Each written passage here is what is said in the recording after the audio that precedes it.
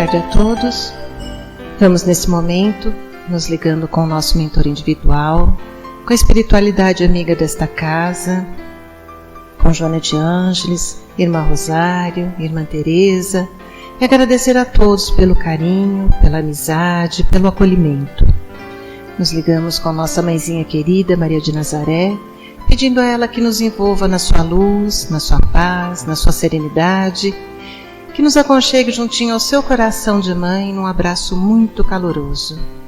De mãos dadas a Maria, chegamos à presença do nosso Mestre amado Jesus e a Ele pedimos que derrame a sua luz sobre nós, que nos auxilie no entendimento e na aplicação dos seus ensinamentos em todos os momentos da nossa existência. De mãos dadas a Maria e a Jesus, chegamos à presença do nosso Pai Criador.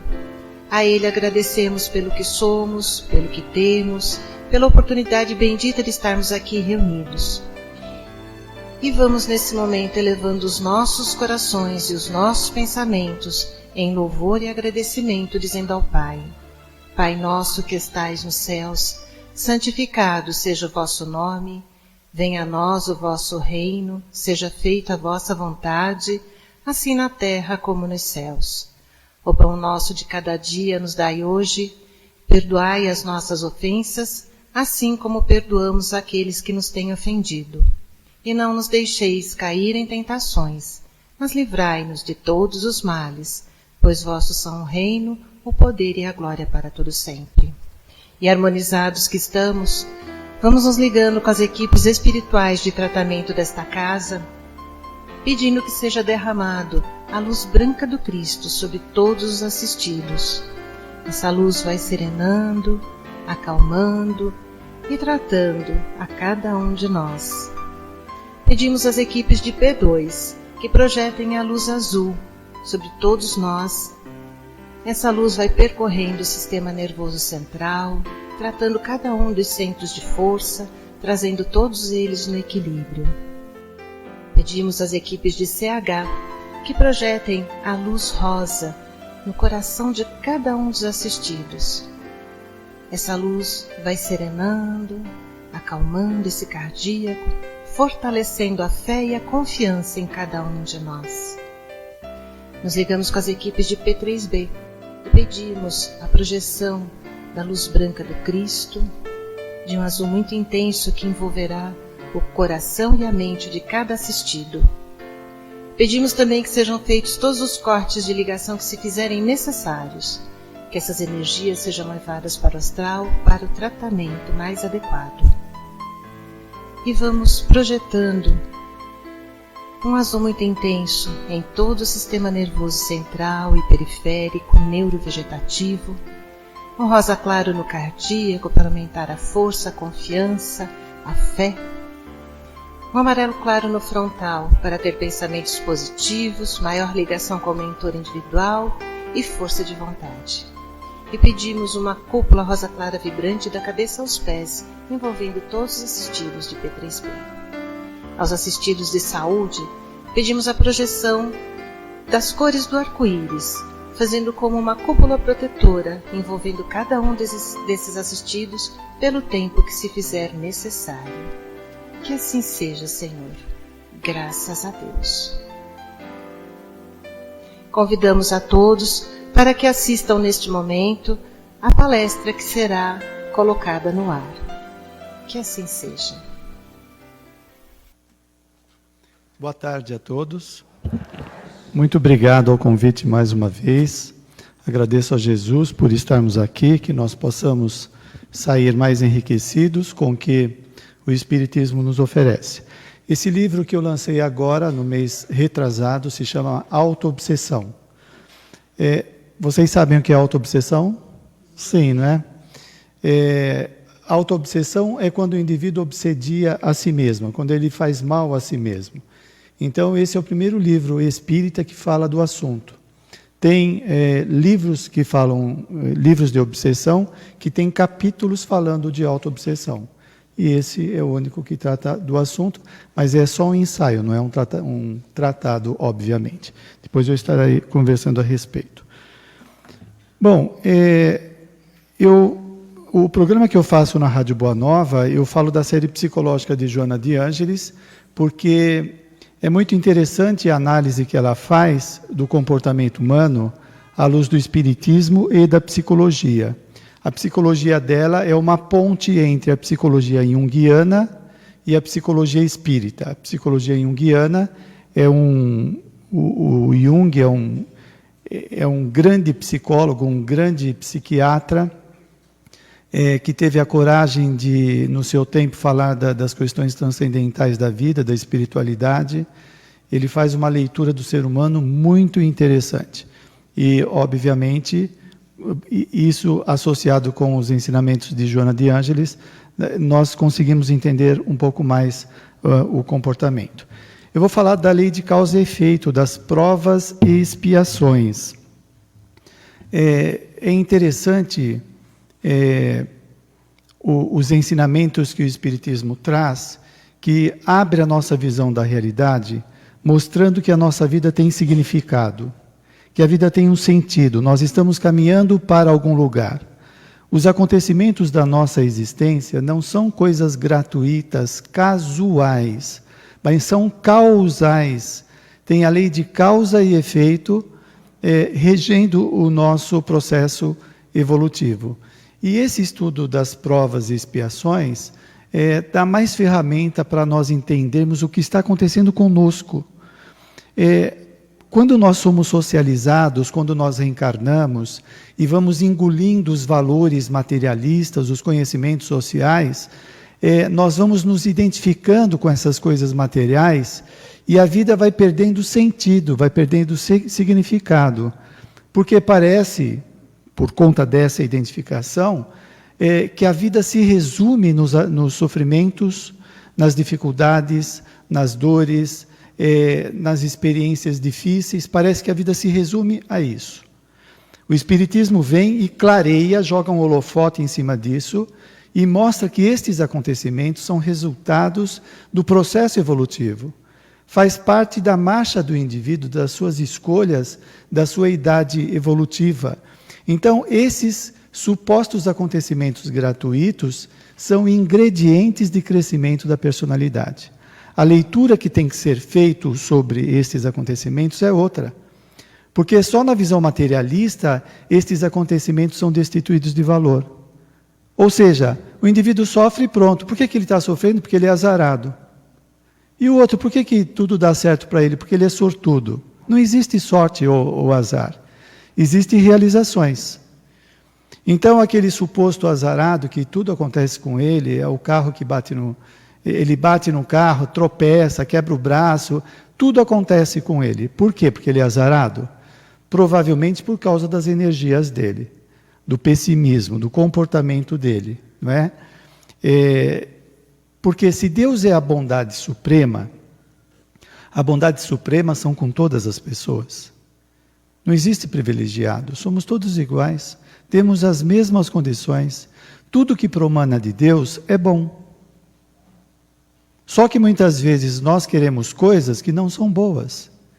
O ego se enche de desejos aprendidos na sociedade, ou imposto pela sociedade, e nós achamos que a nossa vida será legal, bacana, se nós tivermos o que desejamos. E nem sempre o que desejamos é bom. Às vezes, o bom para o indivíduo é a doença e não a saúde. Que coisa louca isso, né? Como assim? A doença? Sim, às vezes a doença impede que ele se suicide. Impede que ele se comprometa espiritualmente de tal modo que ele pode comprometer alguns séculos da sua existência. Então, um limite, às vezes, é bem-vindo, né? E aí, esse estudo do Espiritismo, essa leitura que o Espiritismo traz para nós, para entendermos o que está acontecendo. Nós temos que decifrar o que está acontecendo, porque tem sentido. O Allan Kardec fala que quando nós estamos encarnados, por conta da materialidade do corpo, da densidade do corpo, nós não conseguimos entender a vida espiritual. Nós ficamos empobrecidos psiquicamente de entendimento. É a mesma coisa, se você quiser entender um assunto difícil de engenharia, de matemática, para mim tudo que tem número é difícil, eu não vou conseguir decifrar aquilo lá porque eu não tenho gabarito, não tenho conhecimento. Para alguém que tem ferramenta, que tem um curso, que é autodidata, gosta daquilo, ele consegue decifrar. Então, nós, quando estamos mergulhados no corpo, que alguns benfeitores falam que parece um escafandro, nós temos uma breve notícia do que é a vida, uma breve notícia. E o Espiritismo traz instrumento para ir aumentando esta visão. Mas eu quero entrar aqui no tema, senão não vai dar tempo. Bom, Joana de Ângeles diz que os fatores que programam as condições do nascimento no corpo físico são o resultado dos atos e pensamentos das existências anteriores. Então, isso mostra o nosso protagonismo no processo evolutivo. Se a preparação da nossa encarnação, agora, nesta vida, foi decorrente do que fizemos em vidas anteriores, então fomos nós que formamos a situação atual.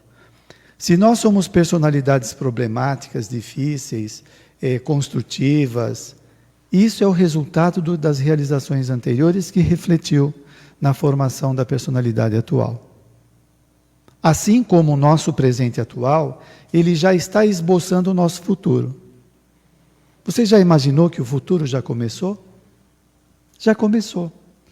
Você pega uma personalidade rígida, inflexível, não muda de jeito nenhum, ela muitas vezes faz essas autoafirmações, ela está esboçando no seu futuro uma repetição do que ela faz no presente. Que triste, que lamentável. Imagina você entrar num curso universitário cheio de vontade de aprender, quando você chega no 5º ano, você sabe o que aprendeu só no 1º ano. Não aprendeu o 2º ano, 3º, 4º, 5º. Então o indivíduo reencarna, ele sai da vida espiritual cheio de propósitos e chega aqui e começa a repetir o passado. Não é? Então esse futuro que nós podemos imaginar, e Allan Kardec vai falar isso, nós podemos começar a programar o nosso futuro agora. Agora, nesta existência, mudando algumas coisas, melhorando outras. Ser feliz, olha o que diz Joana de Ângeles, ser feliz quanto antes ou desventurado por largo tempo depende do livre-arbítrio. Depende de nós. Você poderia dizer, sim, mas o problema é que tem uma pessoa que me provoca, tem uma pessoa que me persegue. Sim, e o que nós fazemos com o que o outro faz conosco? Porque uma coisa é o que o outro faz conosco, a outra é o que nós fazemos conosco do que ele fez. Se a pessoa vem e me provoca e fala que eu sou um mau caráter, e eu aceito o que ela falou, eu posso ficar triste, chateado. Agora, se passa pelo meu filtro, eu falo, espera, eu não sou mau caráter. Não, eu não sou, eu sei que eu não sou. Então, eu tomei uma atitude diferente. Agora, tem gente que é um mata-borrão, que aceita tudo que os outros falam, né? Vive infeliz e fica projetando, mas é o meu marido que não me respeita, é minha esposa que é agressiva, é o meu patrão que é isso ou aquilo. Nós vamos encontrar essas adversidades em todos os lugares. Jesus encontrou, ele foi perseguido, se opuseram às ideias dele, tentaram tantos planos para pegá-lo. E por que nós não vamos estar sujeitos a tudo isso? Aí também a gente pode fazer uma leitura diferente. Se as pessoas me provocam, isso me causa mal-estar, quer dizer que elas estão me ensinando a desenvolver forças. Porque se eu sou provocado e reajo com agressão, eu estou no mesmo patamar. Se ela provoca e eu seguro a minha agressão, eu estou me autoeducando. Eu estou aprendendo. Então ela está me ensinando. A gente poderia dizer que o nosso opositor é o nosso personal trainer. Ele pega no ponto fulcral, no ponto X da personalidade. Os parentes, então, nem se fala, né? Ele sabe todos os detalhes dos nossos defeitos e ataca ali para demolir a personalidade. E a gente entra. Então, essa opção é nossa, a opção por como e quando agir liberta o espírito do sofrimento. A opção. Então, a pessoa veio e te provoca, e vem aquela reação emocional. E aí a gente, não, espera aí, o que eu faço agora? Agora, a resposta que eu vou dar é uma opção minha. O que eu faço? Agrido do mesmo modo ou não agrido? Eu tenho esta opção. Quanto mais eu uso as minhas opções, mais fortalecido eu vou ficando nas minhas capacidades de enfrentamento. Você já imaginou você sair fora do corpo à noite para fazer assistência espiritual e os benfeitores nos levam no umbral e você cai na provocação deles?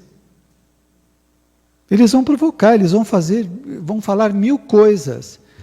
Então, nós estamos aprendendo a nos autoeducar, autodisciplinar.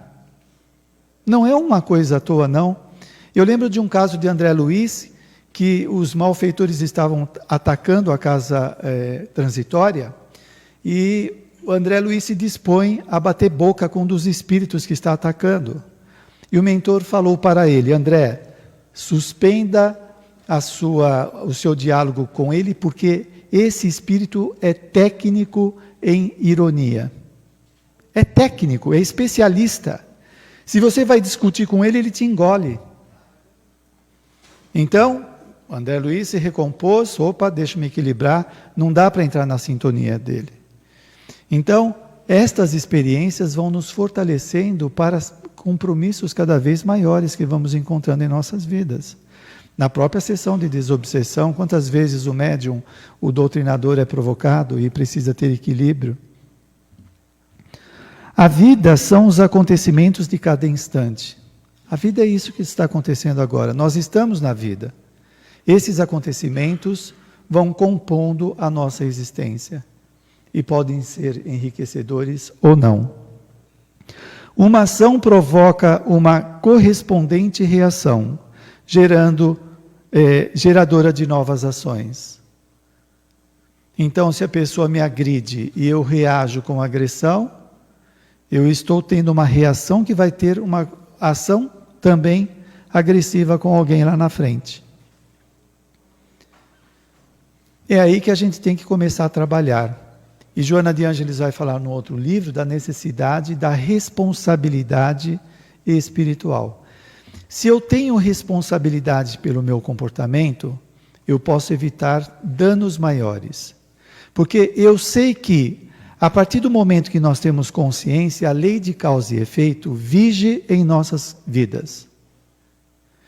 Se eu sou irresponsável e sou reativo em todas as situações, e eu prejudico os outros com a minha impulsividade, lei de causa e efeito, os males que eu estou fazendo, eu vou arcar com eles.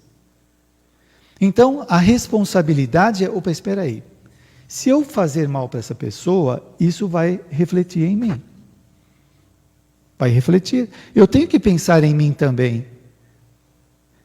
Eu vou querer que haja reações negativas na minha vida, prejudiciais? Não. Então, eu tenho que ter essa responsabilidade nas minhas atitudes para ter reações construtivas.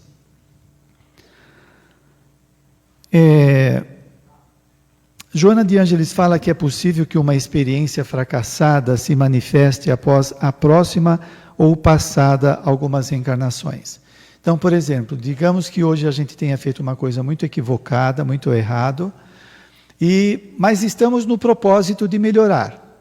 Nós desencarnamos, programamos a nova existência, em vez de aquele karma adquirido, aquele erro que eu tenho que quitar esse débito, vir nesta existência, ele pode vir numa outra existência. Por quê? Porque eu estou num caminho de melhora. Se eu for enfrentar aquela prova agora, eu não vou conseguir me reabilitar. Então, aquilo lá pode ser adiado e acontecer mais para frente, quando eu estiver mais preparado. Né? Então, os benfeitores avaliam aquilo que é melhor para nós, aquilo que é mais frutífero. Nós não estamos abandonados, eles estão vendo o que está acontecendo. E a mesma coisa o bem. Quantas pessoas frequentam a casa e falam, puxa, mas não é possível, eu trabalho há 10 anos na casa, dou passe, faço trabalho social e ainda continuo com determinados problemas que me perseguem? Mas não é de imediato o bem que nós estamos fazendo de refletir em nossa vida, depende. Tem uma série de variáveis. Não. Mas a gente pode otimizar esse processo melhorando a personalidade. Não é uma troca, não é uma permuta. Então nós podemos otimizar o nosso processo. Assim, o que eu ia falar. Então esse bem pode acontecer num outro momento, mas ele vai acontecer, porque a lei é justa. Como o mal que praticamos, ele vai aparecer, embora ele possa ser atenuado ou agravado, dependendo do nosso comportamento. Até nisso os benfeitores prestam atenção no nosso comportamento.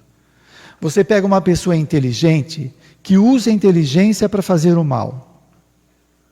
Então, ela vai ter o karma dela agravado pelo uso maldoso da inteligência. Essa mesma pessoa inteligente pode usar o conhecimento para ajudar pessoas, para instruir pessoas, para melhorar pessoas. Ela vai ter atenuados os seus débitos. E isso também conta como crédito. Tem uma série de variáveis aí na questão da reencarnação. Os sofrimentos humanos de natureza kármica podem apresentar-se sob 2 aspectos, que se complementam: provação e expiação. Provas. O dicionário diz que a prova é uma avaliação, uma verificação, um teste, um exame. Se você fez 1 ano de curso, você vai fazer a prova para ver se está qualificado, se aprendeu aquilo lá. Então nós passamos por provas para aprender, para nos educarmos. E nós passamos por expiações quando nós falhamos na prova. Então o indivíduo vai passar por uma expiação, não é imediatamente numa expiação, depende, porque a expiação não tem saída. A expiação é irreversível. O indivíduo pode melhorar algumas coisas, mas é irreversível. Por exemplo, um transtorno mental na vida presente é irreversível. Você pode ter atenuados algumas coisas, mas o transtorno vai até o final da vida. Só nessa vida. Bom, e só para sintetizar algumas questões da programação reencarnatória, depois a gente fala da prova. Quando o indivíduo vai reencarnar, a reencarnação envolve a análise da ficha pessoal, análise da ficha kármica do indivíduo, né? O que tem lá de créditos e débitos.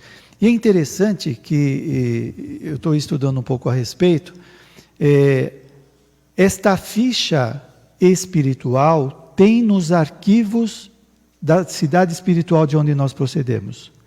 Tem nos arquivos físicos da cidade espiritual de onde reencarnamos e nos arquivos psíquicos. Nos arquivos psíquicos. É óbvio, tudo que nós fizemos está registrado dentro de nós. Mas no livro Memórias de um Suicida, eles passam por alguns trabalhos, tratamentos, onde os arquivos mentais deles são projetados em telas. Então, são acessos que nós temos a informações. E uma notícia boa, Joana de Ângeles fala que nós podemos sair fora do corpo, ir para a cidade espiritual de onde procedemos, acessar a nossa ficha e nos realinhar com o programa reencarnatório. Olha que legal. Bom, então, a análise da ficha pessoal é levado em conta os créditos e os débitos, e aí que a gente começa a entender um pouco a questão da personalidade. Você pega um indivíduo que tem uma ficha imensa vermelha, só de débitos. Dá para uma pessoa dessa estar bem? A ficha de débitos são registros dos erros cometidos, dos crimes, erros, maldades, equívocos, está lá. E a ficha do crédito são as coisas boas que nós fazemos, as boas intenções, as realizações. Então, leva em conta os créditos e os débitos, os agravantes e os atenuantes, e a programação reencarnatória pode ser programada ou não. é programada para os espíritos que têm uma certa evolução. Para os espíritos que têm pouca evolução, não é programado. Por quê? Porque o espírito não consegue seguir uma programação, ele não tem gabarito para isso. Então ele segue os automatismos biológicos. Ele vai seguir os automatismos, ele vai reencarnar numa família, vai seguir as questões familiares biológicas da família. Muito bem, então esse pequeno parênteses. A aprovação é a experiência requerida, pedida por nós ou proposta pelos benfeitores espirituais. Examinadas as suas fichas de evolução, avaliadas as suas probabilidades de vitória e os recursos ao seu alcance para o cometimento. Deu para ter ideia da importância da nossa existência? Aí que está, nós entramos nessa materialidade, banalizamos a vida. Nós entramos no esquema materialista que diz que as pessoas vitoriosas, as pessoas de sucesso, são aquelas que têm dinheiro, que têm títulos, que têm corpo perfeito, que têm poder. E nós começamos a acreditar que isso é a vida. E esquecemos que essas experiências de poder, dinheiro, beleza, são provas, são experiências de crescimento, não são definições de personalidade. A pessoa que tem o corpo sarado, ela não é melhor do que a outra.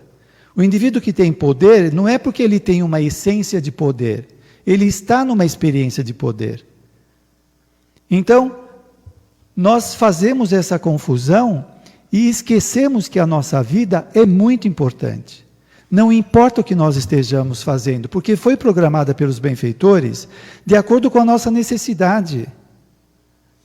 Imagina, você está com alguns males, uma indisposição, você não sabe o que é. Você vai no médico, ele vai tentar decifrar através de uma série de exames para você ficar bem. Então ele fala, olha, o seu problema é isso, você está com anemia, por isso que você está tendo estes comportamentos. O orientador evolutivo, ele sabe quais são os problemas dessa personalidade. Nas últimas reencarnações, esse espírito tem falido em quais áreas? Esse indivíduo tem falido na área do sexo, faz 500 anos que ele repete esses erros. O outro faz 1000 anos que vem errando na área do poder. Opa, precisamos dar uma experiência para esse indivíduo para conter esses impulsos. No livro de André Luiz, Ação e Reação, tem o caso Sabino, que esse espírito há 1000 anos onde ele reencarna, ele é motivo de desordem social. Há 1000 anos. Quando André Luiz o encontra, ele está cego, surdo e paralítico. Ele está num corpo-prisão. Para quê? Para não dar mais vazão aos seus impulsos destrutivos. Agora está contido. Ele não pode ter corpo perfeito. Dá um corpo perfeito para ele, para ver o que ele faz. Ele não pode. Então os benfeitores avaliaram a nossa ficha, as nossas quedas, as nossas probabilidades de acerto. Então, provavelmente, as arestas que nós estamos trabalhando é a esposa, é o marido, é o filho rebelde, é o empregado, é o empregador, é o corpo. E nós não damos valor para isso. Desdenhamos. Se nós trabalhássemos essas questões, nós corrigiríamos várias coisas da nossa personalidade. Corrigindo significa o indivíduo dominar, mudar, integrar.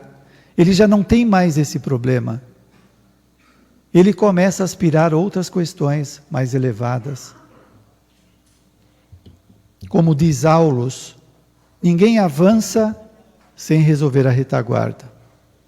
Então temos que resolver.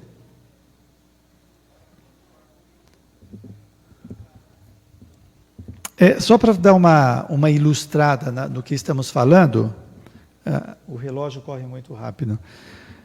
No livro Reencarnação Divina Bênção, o espírito Marcelo Rios, ele acompanha a programação reencarnatória de um personagem chamado Nestor. A programação dele demora 26 anos. Estão envolvidas na sua programação 53 pessoas. Se ele falhar na reencarnação dele, ele compromete 400 anos.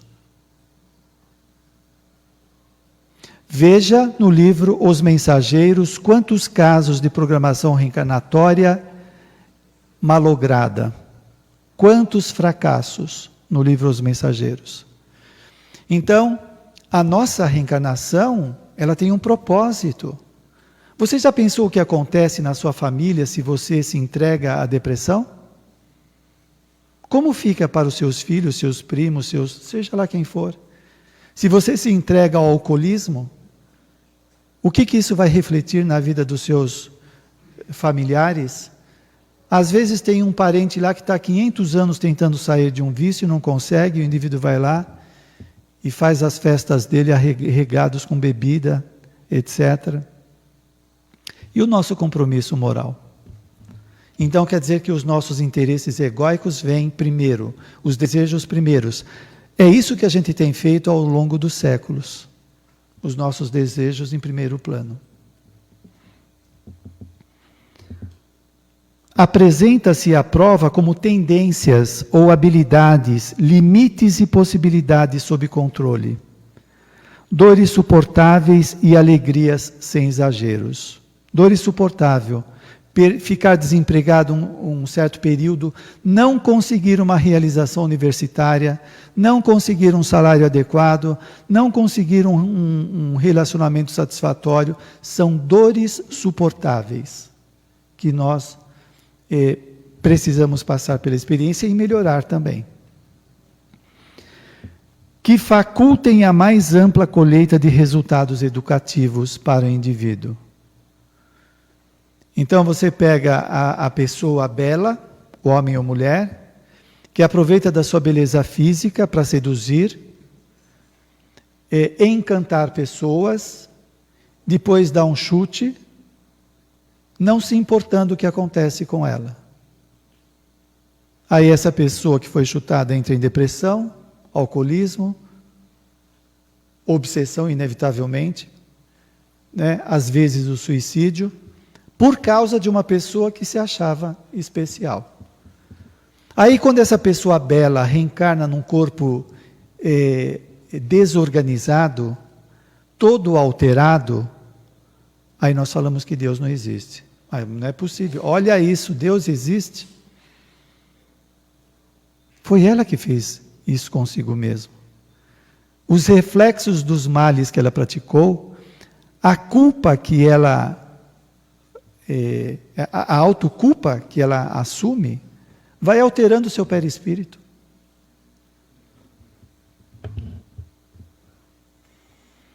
Nada é imposto na prova, podendo ser alterado a programação. De repente a pessoa pode, ela se propôs, é interessante o que eles falam, os benfeitores, quando nós estamos fora do corpo, fora da densidade do corpo, nós ficamos melhores, nós ficamos mais lúcidos, mais esperançosos, mais otimistas, e eles dizem, os benfeitores, que o indivíduo costuma pedir prova que ele não suporta. Como ele está eufórico lá na vida espiritual, não, pode deixar, eu vou ficar com essa esposa até o final da vida, ou com esse esposo, ou eu vou fazer esse ou aquele trabalho. Chega aqui, ele não tem toda essa força, e ele pode sucumbir. Então aí pode ser conversado com o benfeitor de tirar, às vezes, o peso de determinada tarefa, né? Deixar de fazer alguma tarefa, porque ela pode se comprometer mais. Então, tudo isso é avaliado pelos benfeitores espirituais. No mapa dos compromissos não figuram as injunções mais aflitivas, no caso da prova, nem as conjunturas traumatizantes e irreversíveis. As opções de como agir multiplicam-se se houver arestas a plainar. Tem muitas possibilidades.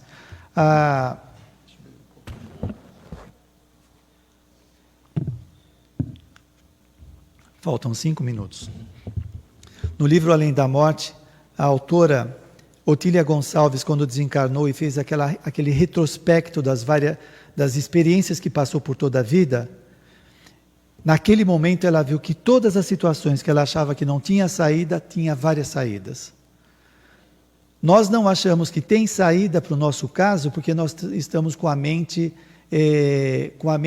perturbada, fixado em determinadas ideias, perturbados emocionalmente, nós perdemos o discernimento, a capacidade de entender as coisas. Bom, como está o tempo adiantado, já vou entrar nas expiações, só para dar uma ideia. Expiação.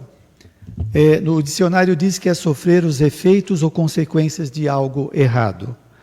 E Joana de Ângeles vai dizer, as expiações são impostas e irreversíveis, irrecusáveis.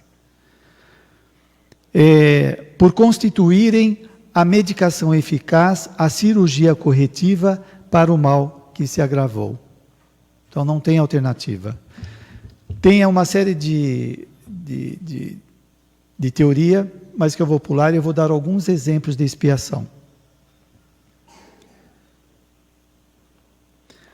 O encarceramento nas perdas dos movimentos, limitações orgânicas e mentais, as paralisias, as patologias congênitas, que a pessoa já nasce com a doença, sem possibilidade de reequilíbrio. Certos tipos de loucura, de cânceres, de enfermidades degenerativas como Alzheimer, se transformam em recurso expiatório para o infrator reincidente. Que no educandário das provações mais agravou a própria situação.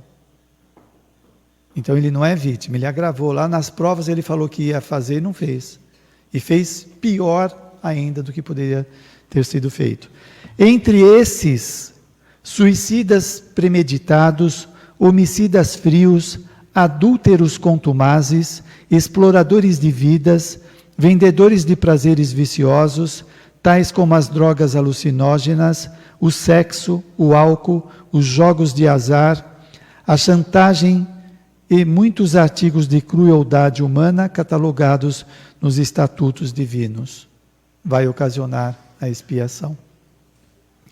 Cada ser vive com a consciência que estrutura.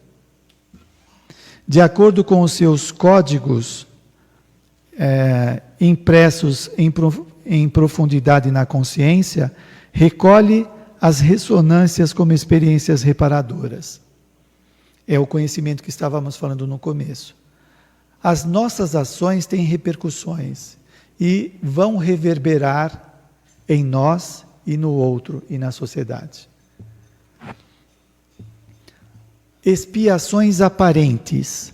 Há em nome do amor casos de aparentes expiações que são seres mutilados, surdos mudos, cegos e paralíticos, rancenianos e aidéticos, entre outros que escolheram essas situações para lecionarem coragem.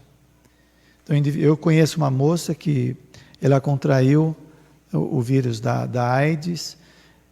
Foi uma loucura quando ela descobriu e ela transformou a dor dela em ajuda para os outros. Ela começou a trabalhar num posto de saúde e a dar orientação e acolher as pessoas que passavam pela mesma situação.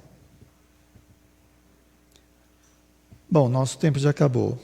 Enquanto as provações constituem forma de sofrimento reparador que promove a prova, as expiações apenas restauram o equilíbrio perdido. Restaura. O indivíduo se desequilibrou, se perturbou nas suas relações com os outros, ele não vai ser promovido, ele não vai ficar lúcido de imediato, né? Ele vai restaurar esses equívocos. Situações que não parecem expiações e são expiações, já vi vários casos assim. Transitam ainda na terra portadores de expiações que não trazem aparência exterior. São os seres que estertoram em conflitos cruéis, conflitos internos, conflitos. Sou homem, sou mulher, sou bom, sou mau, as pessoas gostam de mim, não gostam de mim, etc. Conflitos cruéis, instáveis e insatisfeitos, pessoas insatisfeitas. Tudo que você faz para ela é pouco. ela vive o tempo todo insatisfeita, nada consegue agradá-la. Infelizes e arredios, carregando dramas íntimos. Bom, quem quiser mais informação sobre esse tema, o nosso tempo acabou, vocês podem consultar o livro Plenitude, de Joana de Ângeles, que nesse livro ela fala da origem dos sofrimentos.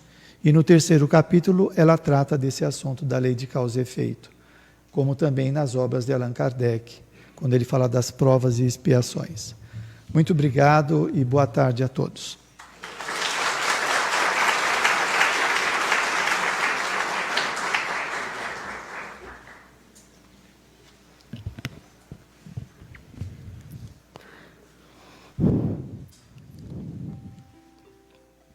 Vamos agradecer profundamente ao plano espiritual, em primeiro lugar, por essa oportunidade da reflexão da nossa tarde. Que dentro dos nossos corações possa aflorar as verdades da vida, que possamos entender e aceitar as provas e as expiações a que viemos nesta encarnação.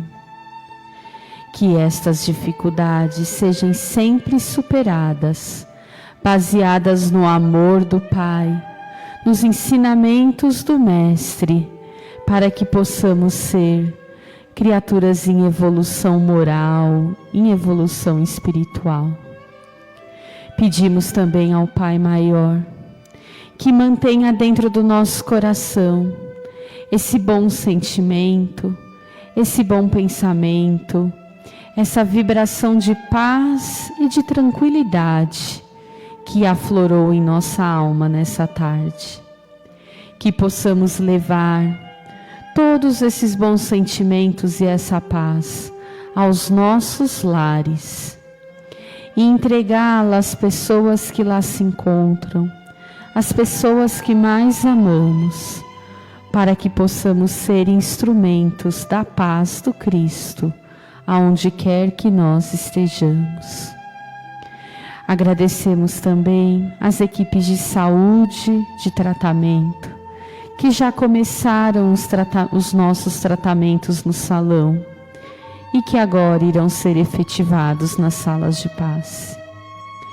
Pedimos a proteção, as bênçãos do alto, para que todos tenham um final de semana de muita tranquilidade, de muita paz, uma semana maravilhosa, e que em breve possamos voltar a nos encontrar nesta casa tão amorosa.